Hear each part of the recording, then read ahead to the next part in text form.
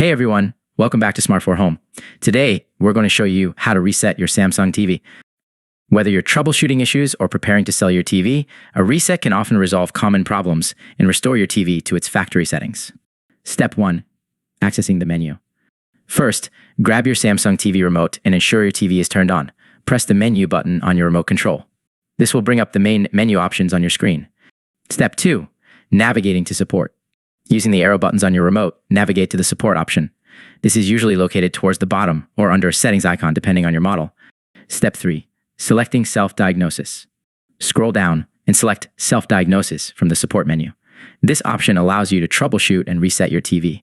Step 4. Selecting reset. In the self-diagnosis menu, find and select reset.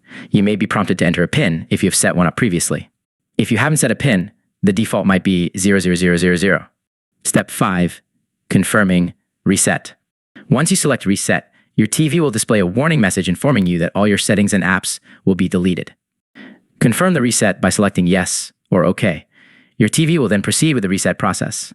Step 6. Restarting your TV. After the reset is complete, your Samsung TV will restart automatically. This process may take a few minutes as your TV initializes with factory settings. Conclusion. And there you have it.